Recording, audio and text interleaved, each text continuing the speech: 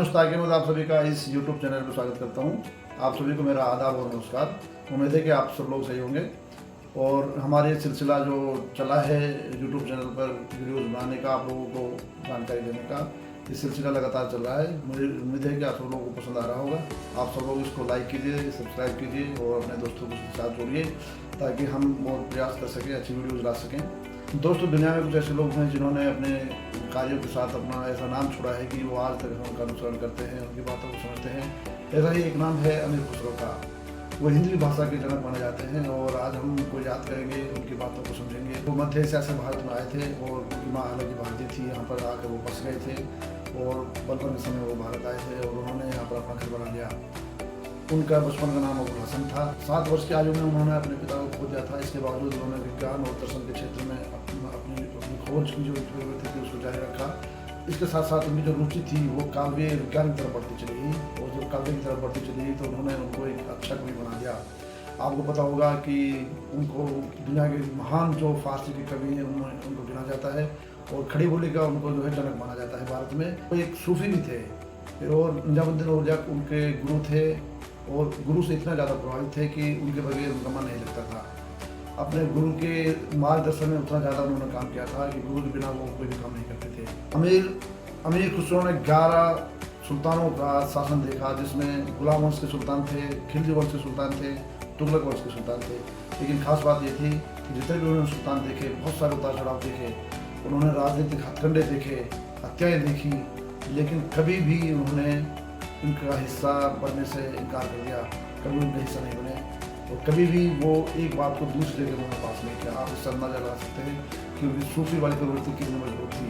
उन्होंने अपने सामने हत्याओं को होते हुए देखा। उन्होंने उनकी आँखों ने बहुत सारे ऐसे कार्य को देखे जिनको जो है उनकी आत्मा जोर देती थी। उसके बावजूद उन्होंने अपने ऊपर नियंत्रण रखा। और ख़ास बात ये थी कि उसके बाद जो शासक बनता था, यानी वो जो हत्यारा था, किसी की हत्या करके ही वो सम्राट बना था, वो हत्यारा उनको उतना ही इज्जत देता था और उनको बराबर सम्मान देता था। बलबन के पुत्र केकोबाद के दरबार में जब उनको सम्मान प्राप्त हुआ तो उनकी याद में उन्होंने प्यानुशादे नामक एक पुस्तक की रचना की जो कि मसनवी थी। उनको उन्होंने समर्पित की और उसके बाद उनको सुल्तान ने उनको बहुत ज़्यादा सम्मान प्रदान किया। केकोबाद के बाद खिलजी वंश की स्थापना हुई और खिलजी वंश की स्थापना जो की थी जलालुद्दीन खिलजी ने की थी और जलालुद्दीन खिलजी ने उनको जो है अमीर खुबादी से सम्मानित किया। और इससे प्रभावित होकर अमीर खुसरो ने उनकी प्रशंसा में मुख्तलिफ फतेह की रचना की पुस्तक थी और जिसमें उन्होंने उसकी बुरी बुरी प्रशंसा की। जलालुद्दीन खिलजी इस पुस्तक से बहुत ज़्यादा प्रभावित हुए और उनको बहुत ज़्यादा उन्होंने सम्मान प्रदान किया।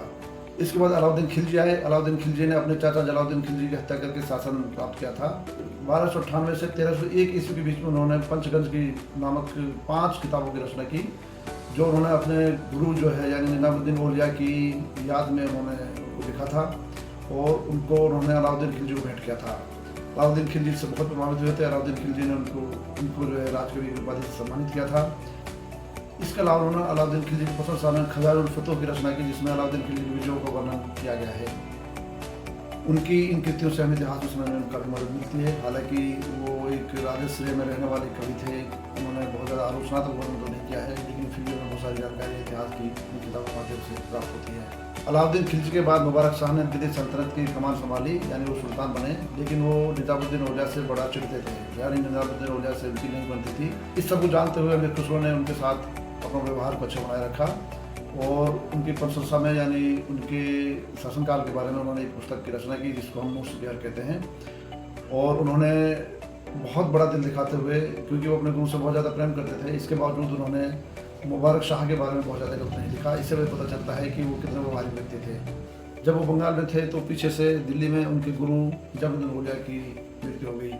यह उनके लिए बहुत बड़े संकट की घड़ी थी और इस संकट को वो सह ना सके। वो 6 महीने बाद ही यानी 1325 ईस्वी में उनकी भी मृत्यु हो गई। इसके बाद वो वैसे इस दुनिया को छोड़कर चले गए। अब उन्होंने दुनिया में जो छोड़ा उनकी कृतियाँ थी, उनकी रचनाएँ थी, उनके दस्तावेज थे, उनका व्यवहार था। एक महान सूफी संत थे। वो राज के वैभव में रहते हुए भी सूफी संत रहे। यह एक दुर्लभ बात थी जो सूफियों के बीच में देखने को नहीं मिलती। यह काम अमीर खुसरो ही कर सकते थे और अमीर खुसरो ने ही करके दिखाया।